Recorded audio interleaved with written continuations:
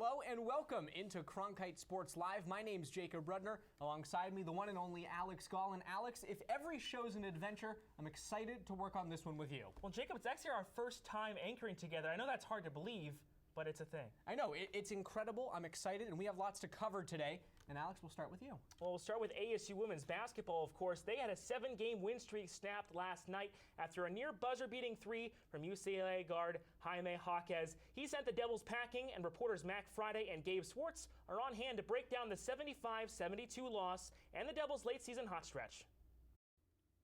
Last night, facing a surging UCLA Bruins squad, the Sun Devils saw their magical 7-game rise from the middle of the Pac-12 abruptly end. ASU men's hoops ran rampant on the conference for over 3 weeks with the support of a diverse cast of characters. Two of those characters are the members of the Sun Devils starting backcourt, Remy Martin and Rob Edwards. Martin averaged 18.5 points across the 7-game win streak, and when he had difficulty finding the basket, he had ease finding his teammates for assists. Sharpshooter Rob Edwards was also instrumental in fueling the Sun Devils' ascension to the top of the conference by being a consistent threat from three-point range.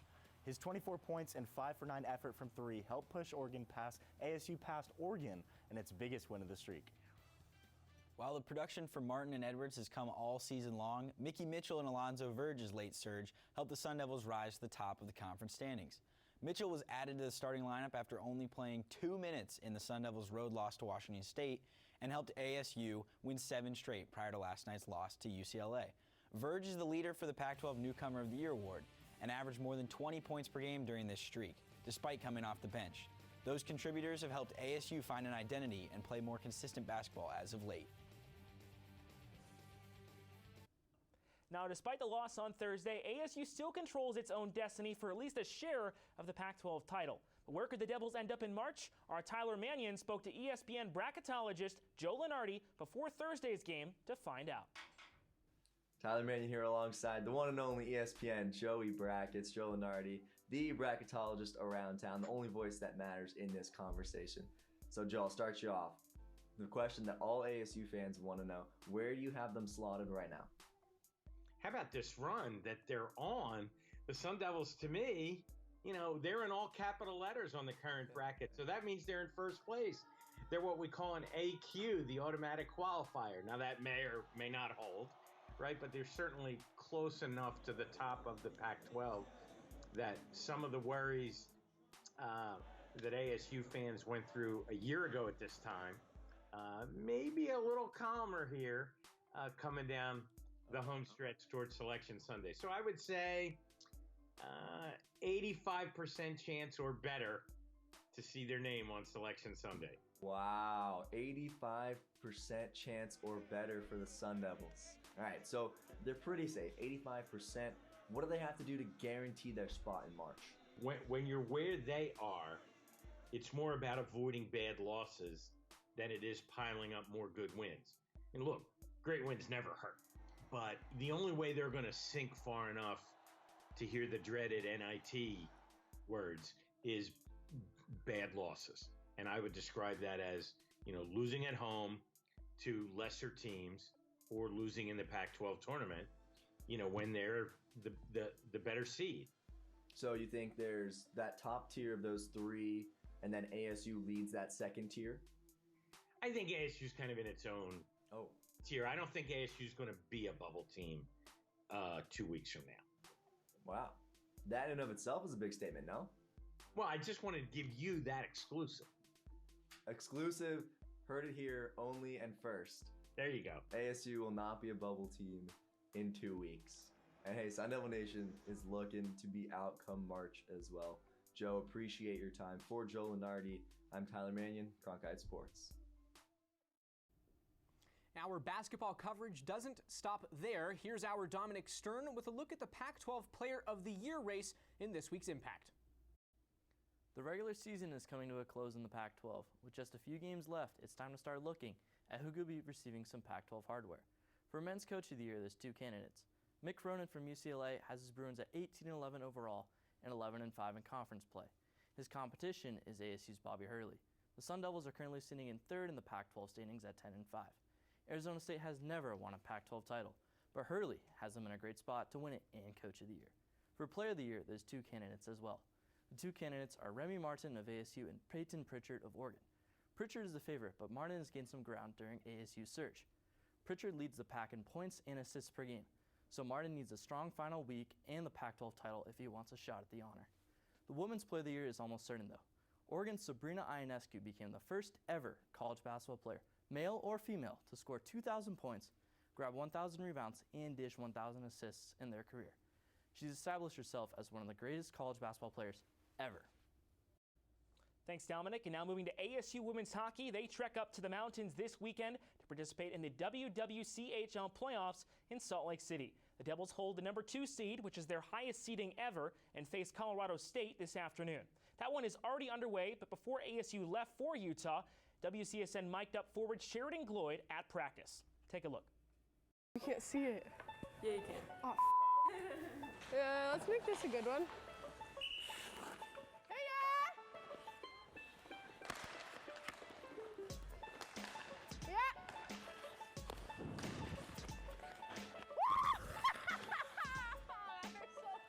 We gotta keep the footage of you falling down. Dude, it was such a nice play. Like, I got it on my backhand, and then I ate. Hey, are you Abby? Do you go by Abby? Is it Abigail? We were gonna call you Gail because we already have 2 Abbies. Hope you're okay with that. Is that okay? Yeah. Okay, Gail it is. We're calling her Gail. Wait, and the girl's name is Abby? No, it's Gail. We renamed her. Yeah, she's too many. She's cool with it, so it doesn't matter. How many goals are you guys going for? 5. That's it? Are you kidding? They literally have so much time to score 5 goals. Is that their second or third goal? I think that was their second goal. What? That's so... Yeah. I definitely kicked that in. Oh, that's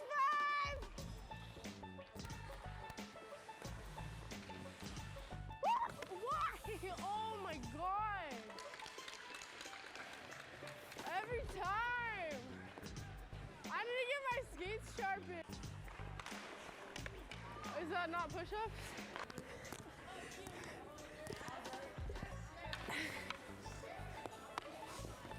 You like pina coladas? Oh, that is not what I thought you were gonna say. Get it caught in the rain. Come on, Uncle.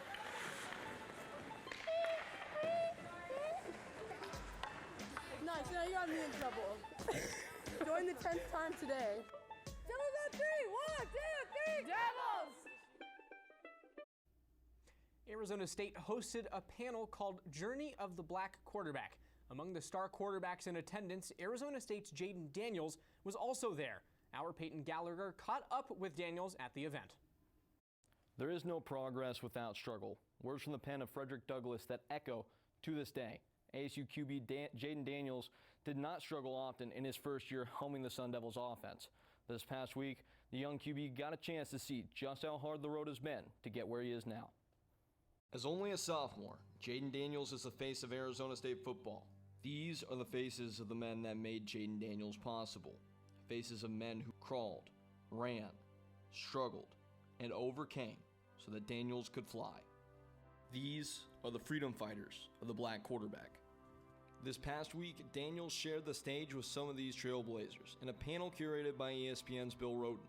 Brushing shoulders with Marlon Briscoe, Shaq Harris, Warren Moon, Doug Williams, and Dwayne Haskins, Daniels got the opportunity to stand with giants.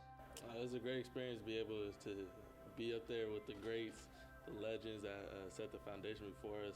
I mean, it's a surreal moment. One of those greats is Doug Williams, the first black QB to win a Super Bowl.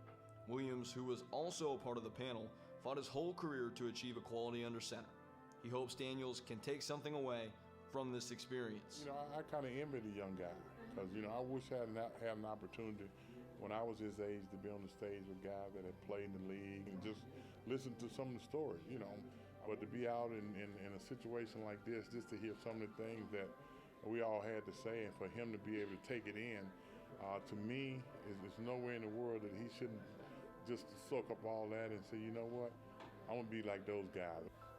Very, very grateful that I had the opportunity to go up there and really talk with these guys listen to the experience that they've been through and just gain the knowledge from them and always have that connection with them from now on. For the forefathers that came before him, their eyes turn to Jaden now. It's the kids' turn to carry the torch.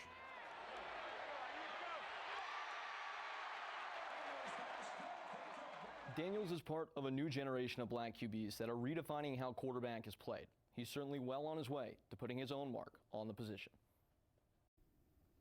ASU Gymnastics had a historic weekend. For more on their accomplishments, here's our Rachel Phillips. In a rare night for college gymnastics, ASU performed exceptionally to tie 196.875 with number 13 Washington. Coach Jay Santos put their season-high performance down to one of this week's themes: momentum. I really think they did a great job of that today, just coming out with a lot of energy and then just building off each other as they performed. Junior Kyra Leonard Baker bounced back from an ongoing ankle injury to lead the efforts in emphatic fashion. She produced a 9.9 on vault and floor and a 9.95 on bars, with some even calling for a 10. The latter marked the best score by any ASU gymnast on any event this season, and all three went down as season highs for Leonard Baker. It just took her a little time to get through it and build back to what she's capable of doing. So, again, being at this point of the year where we're seeing that performance again out of her is great. Freshmen Gracie Reeves, Hannah Scharf, and Isabel Redmond all scored career highs of their own. Reeves and Scharf put up best on beam and bars respectively, and tied with a 39.35 in all around. Redmond scored a career high on beam while all three notched highs on vault, contributing to the team total 49.275, ASU's highest event score of the season. We're, 2/3 of the way through the season at this point. They've got a lot of experience under their belt, and I think it's really starting to show in how they're performing, how they're preparing every week. 14 was the magic number for ASU on Sunday, because it's been 14 years since ASU have scored this high of a team total. The first 14 gymnasts also scored 9.8 or above, and Jay Santos knows this is just the beginning. Coming off of this energy, we can just really hit our stride and just hit some meets in a row and just really finish out the year. The Devils will hope to keep the momentum going when they travel to the Bay Area to take on number 25 Stanford on March 2nd. Rachel Phillips, Cronkite Sports. At Cronkite Sports, we pride ourselves on the ability to report with creativity. Our Tyler Mannion took that to the extreme when he stepped into the world of collegiate gymnasts, walked the balance beam, and conducted an interview at the same time. Tyler Mannion here with ASU freshman gymnast Hannah Scharf. We're going to be trying to balance on these beams here, talking a little bit today. We'll see how it goes. Whoop. Why is getting on harder than I thought it was going to be? Oh, goodness. Okay, we're up. We're up. The hardest thing is over. Okay. Why am I nervous right now? Why I'm nervous? So, obviously this thing is, it's really small, right? Yeah. So, why is this so difficult? What makes beam such a challenge? Well, it's only 4 inches. And you're doing turns and flips and you have to land. There's just no room for air. And it's really dangerous too, because if you miss your foot, it hurts, so yeah. So speaking of missing a foot, right? Yeah. When you're on this, you do some kind of jump and then, oh no, you fall, right? Yeah. What's the mindset like to get back onto the beam? So you really just have to put it out of your mind, because you still have the rest of the routine to do. So you just have to put it out of your mind, refocus, regroup, slow it down, because you have to finish strong. So. Okay, so you're going to finish strong. Yeah. What's your favorite trick that you do when you're, walking on the beam? You get over here. I see you all tap your toes and stuff. Yeah. Right? What's your favorite trick that you do up here? My favorite is probably my series, which is handspring layout. Handspring layout. Yeah. Can you walk me through what that's like? So you're going backwards. Okay. So you swing your arms, you go backwards onto your hands, come onto your feet, push through your feet, no-handed flip, and then you step out. Boom. Big finish. Yeah. And I have to say, Tyler has much better balance than I do. But now moving to baseball, behind the strong bat of Spencer Torkelson and company, ASU baseball got back on track with a 3-game sweep of Boston College last weekend. But their most exciting game of the season happened Tuesday. That's when the Devils drew a walk-off walk to beat New Mexico State. Our Jack Lauderay has the recap of Tuesday's extra innings victory.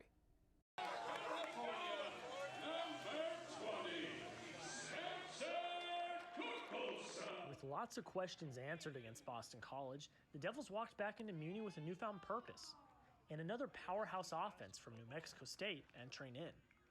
The game was built to be a showdown between sluggers Spencer Torkelson and Nick Gonzalez, but instead of combining for hits and homers, they combined for walks, 7 to be exact, with Tork walking 5 times, tying an ASU record. I would walk him too. I wouldn't throw to him. I mean, he's the best hitter in the nation, and I understand what they were doing. I mean, but Trevor's right behind him, and Trevor's pretty dang good too. So, yeah, it's crazy. In fact, the game didn't really even take off until the 8th inning. With a 2-0 lead in favor of the Devils, New Mexico State clawed back, taking a 3-2 lead. The Devils responded immediately, with Alika Williams driving a ball into the outfield to plate 2, along with another run to get ASU back to the lead.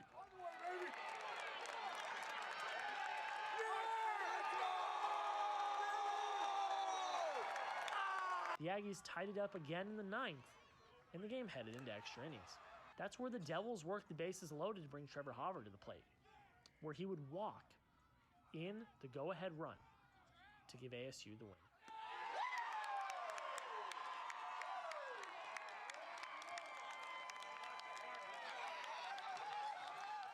A messy, crazy game for the Devils, but Skip was more proud than anything else.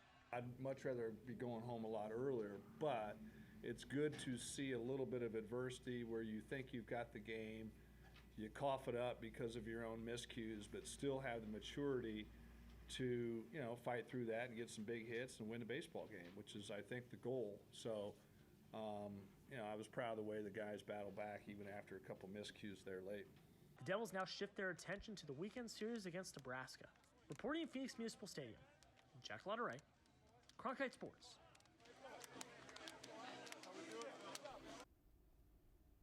The Sun Devils continue their non-conference schedule tonight at home against the Nebraska Cornhuskers. You can keep up with the action by following Jack and the rest of our coverage on CronkiteSports.com. Last week, Yahoo Sports' Pete Thamel reported that former Arizona State Associate Athletic Director David Cohen filed an 11-page notice of claim, a precursor to the filing of a lawsuit, to multiple state agencies in Arizona. In the claim, Cohen details the encounters of 3 wives of members of the ASU athletic department, including his own, and alleges that Bart Ware, an ASU booster, harassed them. According to Thamel's article, the school said in a statement released to Yahoo Sports that an outside investigation determined the boosters subjected the 3 women to unwelcome comments and physical contact. ASU has since canceled Ware's season tickets and informed him he is no longer welcome at university events. Arizona State University officials have acknowledged that allegations and athletic boosters allegedly harassed 3 women married to members of the athletic department, quote, could have been resolved in a quicker time frame. Now to some more jarring news this week. An ASU wrestling star and 2-time national champion, Zahid Valencia, was suspended indefinitely from the program for failing a drug test. According to the Arizona Republic, Valencia tested positive for a recreational drug, not a performance-enhancing drug. Without Valencia, ASU lost their final regular season duel match 22-9 to North Carolina. Valencia's status for the NCAA championships in March and the U.S. Olympic trials in April is still uncertain. Pac-12 women's swimming championships are underway, and Arizona State has been wildly successful thus far. Distance swimmer Emma Norden crushed the 500 freestyle in a time of 4:33.74. The swim was the fastest in the country, an ASU program record, Norden's personal best, and an NCAA Championships A-cut time. ASU's Sierra Runge finished 3rd in the event. ASU's 800 freestyle relay finished 4th with a time of 6:58.09 and set a new school record and finished 4th in the 400 medley relay. ASU is currently in 5th place with 2 days of swimming remaining. Back back to the hardwood we go to talk some ASU women's basketball. The Devils split a road set with the Mountain Schools last weekend, beating Colorado and falling to Utah. Now ASU returns to Tempe today to begin their final regular season weekend against the Bay Area schools. And for a preview of that weekend, we send it out to Tempe to reporter Chris Ferendorf, who is at Desert Financial Arena. Chris? With 2 games left on ASU's schedule, and both here at Desert Financial Arena, surprisingly a lot is on the line. First on Friday, the Sun Devils will take on a struggling Cal team. The Golden Bears have only won 2 Pac-12 games this year and only have 1 player on the team averaging double digits in points in Jalen Brown. Then on Sunday, Arizona State will be tested once again as they take on the number 4 team in the country in Stanford. As for what's at stake in these 2 games, if the season ended today, ASU would be the number 5 seed in the Pac-12 tournament. And depending on how this weekend goes, best case scenario, they could move up to 4, or worst case, drop to as low as a 6 seed. As for the NCAA tournament, ESPN currently has ASU as a 6 seed, but if they were able to sweep this weekend and upset Stanford, they could potentially rise to as high as a 4 seed. If they dropped both, ASU could drop to as low as a 7 or 8 seed. Either way, this weekend is very important for the ASU women's basketball team's future. Yeah, Chris, this weekend is huge for the Sun Devils, both on and off the court. We now bring in studio analyst Griffin Peters. And Griffin, ASU hosts Senior Day on Sunday. What is the impact of this year's senior class? Yeah, Alex, this year's ASU senior class is a special one. 4 out of the 5 seniors start for the number 24 Sun Devils. Riley Richardson, Jatavia Tapley, Robbie Ryan, and Kiara Russell. Jamie Rudin, the only non-starter, is a crucial part of the Sun Devil second unit. ASU's top 4 scorers are also all seniors: Tapley, Ryan, Richardson, and Rudin. This group will be missed next year. Tapley, the senior transfer from USC, is the team's leading scorer. Richardson has been the team's big shot maker and just became the program's all-time assist leader. Ryan is a microwave scorer who can change the game at any time with their offense. Russell is a defensive X factor, and Rudin is a big that is crucial for rebounding and can stretch the floor with her range. This weekend will be the final time that these 5 women take the court at Desert Financial Arena, but their impact on the program will be remembered forever. Thank you so much, Griffin. And of course, a big weekend ahead for this senior class in Charlie Turner Thorne. They tip with California at 8 p.m. tonight on Pac-12 Network. Arizona State softball is off to a great start at 12-5, but they've had a few roller coaster games this season. Freshman Alina Torres has been critical to the Sun Devils' success. Transition plan was for Alina to play shortstop, and so when we made a change, obviously that was kind of a good fit, and it kind of, for me, it's been neat to see Alina kind of really own it, and she's like, yeah, like that's me, that's my spot, like let's get after it. So she has one goal, it's a World Series, and she's going to do everything she can to help this team get there, no matter what it is. She has to lay out here, do this, she's going to do, she's going to put in her extra reps, and I believe in her. She's strong. She's a freshman, but I don't think she has a mentality of being a senior. Yeah. Like she knows what she's doing out there, so it's gonna look like she's been here for a while, which she hasn't, but she's definitely learned a lot. It's gonna be fun to watch her. Yeah, I'm excited. Now joining us at the desk is WCSN softball reporter Jordan Spurgeon. Jordan, what inconsistencies have you seen from the Sun Devils that they need to clean up before they get into Pac-12 play? Well, Jacob, inconsistencies could be a strong word. Like we said earlier, this team is 12-5. The one thing I've noticed with this Sun Devil softball team, though, they rely a lot on the long ball, so they're not hitting a lot of doubles, and when they get runners in scoring position on second and third, they're really having a tough time being able to get those little base hits, those ground balls through the 5-6 hole, the 3-4 hole, in order to bring in more runs, especially when they're trailing against tougher competition come Pac-12 play. That could really come back to haunt them, so they're going to want to continue to work on the small ball game a little bit in order to have continued success. We just saw how great of a start freshman Alina Torres has had through 3 weeks. Is this something that we can continue to expect from her moving forward? Well, in baseball and softball, there's a saying, hitters can hit. It doesn't matter what level they are at. So she hit over 600 in high school, 653 as a senior, never hit below 500 in her 4 years in varsity in high school. This season, she's hitting .393 with 7 home runs. She's knocked in 20 RBIs, all those leading the Sun Devils this season. And this is just the tip of the iceberg for her. I think she's going to continue to get better. I'm not saying she's going to hit .393 every single year in college, but she's going to continue to hit more doubles. She's going to walk a little bit more, strike out a little bit less. And I think that Alina Torres, we're just seeing the start here for her in her Sun Devil career. Well, for more of Jordan's content and the rest of our softball coverage, head on over to CronkiteSports.com. ASU men's hockey wrapped up their regular season schedule last weekend in the Midwest against the Wisconsin Badgers. Despite scoring 8 goals, the Devils left Wisconsin without a victory. WCSN reporters Mike McQuaid and Allie Krusniak were in Madison for the story. The Sun Devils travel to Madison for their final series of the regular season, where they'll take on Wisconsin, whose roster includes 12 NHL prospects and a record that doesn't quite match up to the skill the team has. The first game of the weekend was the highest scoring game ASU had played in all season. The two teams scored 13 goals combined, and it was Josh Maniscalco who started things off in the first 29 seconds of the game for the Sun Devils. Wisconsin proceeded with 2 back-to-back goals from Rowan Ashan, but Johnny Walker scored to send the teams tied 2-2 going into the second. To start the second, Ryder Donovan scored off another breakout of the box, something head coach Greg Powers knew was a Badger strength. If you get in the track meet and you want to exchange odd man rushes with a team that's skilled, nobody in the country is going to beat them, right? You got to make it a little harder on them to put the puck in the net, and we didn't do it tonight. Scoring continued with another Wisconsin goal, followed by ASU's best stretch of play on the night with 3 consecutive goals. Jordan Sandu went top shelf. Walker had his second goal of the night, followed by an assist where Vito Janssen struck on a rebound. Wisconsin continued to persevere with 2 more goals in the third, giving them a 6-5 lead over the Sun Devils, proving their speed and skill again and again.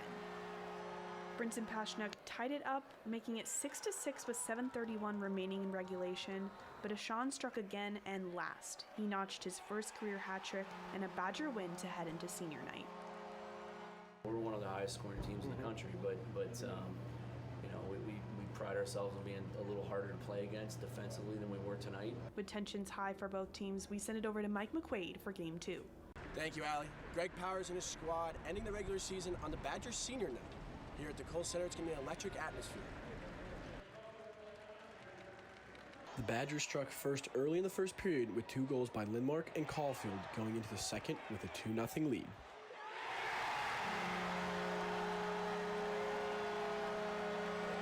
Instead of taking a step forward, the Sun Devils took a step back in the second period. Wisconsin found the back of the net twice. ASU's frustration led to a scuffle that had Jacob Semick ejected from the game and Tyler Bush with a dirty hit to join Semick in the locker room. But head coach Greg Powers noted that penalty minutes haven't been a prevalent problem this year. Been one of the most disciplined teams in the country over the last 2 months, and tonight was just, it didn't go our way. It was every call that I agree with, absolutely not. Steen Pashnuk finally got the Sun Devils on the board late in the second period to provide a little bit of hope for the third. But in the third period, it was the same story, with the Badgers' assistant captain, Max Zimmer, to put it away. Powers attributed their sloppy performance to a rigorous second-half schedule. We've been down, like you said before, and we just couldn't climb out of it tonight. It wasn't our night. It's that simple. And our guys have played 13 straight weeks. They're tired, you know, and we've had a hell of a second half. It just wasn't exactly the best team to end a 13-week stretch against. They're young, and they're fast, and they're skilled, and they got the best of us. The Sun Devils were a man down 42 minutes out of 60 here tonight, losing 6-2 and swept out of Madison. From the Kohl Center, Mike McQuaid and Allie Krusniak, Cronkite Sports. ASU now awaits their Frozen Four fate as the tournament field is selected in 3 weeks on March 22nd. Now, Jacob, it is time for the way it is. 3 questions, robust debate, and the winner gets to rant. So, Jacob, true or false, the Sun Devils will finish atop of the Pac-12 regular season standings? You know, I would have said true if you asked me this before last night, but with ASU's loss to UCLA, I don't necessarily think they're going to win the regular season in the Pac-12. They still have a shot in the tournament. They still might get a first-round bye, but I don't necessarily think that they have what it takes to win the conference in the regular season, especially after last night's loss. So what people like you don't realize, Jacob, is that this team still controls their own destiny for at least getting a share of the Pac-12 title. All they've got to do is win 3 games, and they get at least a share of the Pac-12 title. I think they're going to do so I say true. Alex, I want to know from you, who has been the most valuable player for ASU women's basketball this season? It's got to be Riley Richardson. She's averaging almost 10 points a game, and she's one of the best assist-to-turnover ratios in the Pac-12 Conference. 2.52 right now is her assist-to-turnover ratio. She's a good player. She stepped up this season to take the big shots when the team has needed them, and she's made the game-winning shots this season. If a player like that isn't an MVP of the team, then I don't know what it is. Well, Alex, two of the Sun Devils' most critical wins this season, Oregon and Oregon State. Who was their best performer? Robbie Ryan. I think that she is the MVP of the season. She is consistent. Charlie Turner-Thorne has talked about her effort level. She loves the way that she plays defense. She's a good shooter. I'm going to have to go with Robbie Ryan. Plain and simple, Jacob. Riley Richardson does more for this team, and I can tell you that. Okay. But moving on, which ASU team is going to have the most luck in March this season? It's St. Patrick's Day, so which team you got? I don't know that it's going to be luck, but I think it's skill. I'm going to have to go with ASU baseball. They wrap up their non-conference schedule. They break into conference play. I think that this is a team that's going to get hot at the right time. They have the talent. They have the players to do it. So I'm going to go with Tracy Smith and ASU baseball. So I'm going to go with Bobby Hurley and the Sun Devils, actually. I think they're going to have a really good March now. How far they go in March, I guess I can't say they'll go all the way to the Final Four, but I think they're going to have a really good March. I think they're going to prove a lot of people wrong, people like you, Jacob, and I think they're going to get all the way towards the finals of the Pac-12 tournament, get into the tournament field in the NCAA as well. Well, it sounds like you are picking winners, and I think I'm going to win this. So if you're such a good predictor, then you should say Jacob will win the way it is. Go ahead, say it. I am going to win the way it is. That's wrong. I think he's wrong. Oh boy, I was right. 3 weeks ago, I sat at this desk and looked into that camera and talked for roughly a minute about Bobby Hurley and the Arizona State men's basketball team. I said they needed to be more consistent and how their offensive play was thoroughly inadequate if they wanted to win the Pac-12. Well, the Sun Devils served me a slice of humble pie since I last spoke about them. And in true retraction fashion, I want to talk about everything Hurley and his squad have already done to prove me wrong. Since my speech, ASU went on a 7-1 run, momentarily sat in the throne of the Pac-12 Conference, and vaulted themselves into a position where they could conceivably earn a first-round bye in the Pac-12 tournament. ASU found its stride offensively in the form of junior guard Alonzo Verge, who, for a stretch of time, averaged more points per game than Pac-12 leading scorer Peyton Pritchard.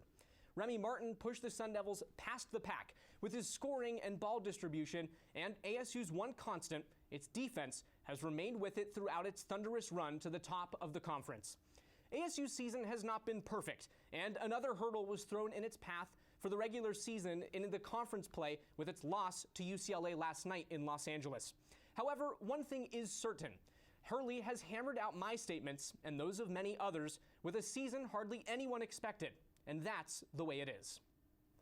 All right, Jacob, moving into top plays. Number 3, we go out to the softball diamond. It's Farrington Stadium, and it's Alina Torres and Maddie Hackbarth. First, we're going. It's Maddie Hackbarth deep to the left center field fence. That's over for a grand slam, but she will not be topped. She will actually be topped on the next batter, as Alina Torres is going to come out as well, and she will get it done as well with a solo shot. ASU goes back-to-back, Hackbarth and Torres for the number 3 play of the week. Alex, you know what they say? Speed kills, but in this case, so does being sneaky. Gage Workman on third base, left-handed pitcher on the mound. What does he do? He tries to swipe home, whoop, dodges the catcher, slides in safe. They can't get the tag down, and Gage Workman steals home. Not so sure you see that very often, but Gage Workman was able to make it happen against Boston College. ASU won that game and the series. They got the sweep. Number 1, going back to DFA on the bars. It is a great Kyra Leonard Baker run there, a full in dismount. She sticks it. It's the highest score for an ASU gymnast this year. It's the highest team score since 2008. That's a great number 1 play, Jacob. It sure was a great play, Alex. You know what else was great? This show. We really put it together. It was an awesome time. A great first time hosting with you. I had a great time. And you got the way it is reader as well. Yeah, and you know what? I expected it, and I expected a great show. Ladies and gentlemen, thank you so much for tuning in to this week's episode of Cronkite Sports Live. For Alex Gall, for everybody in the studio, my name's Jacob Rudner. Have a good week. We'll see you next time.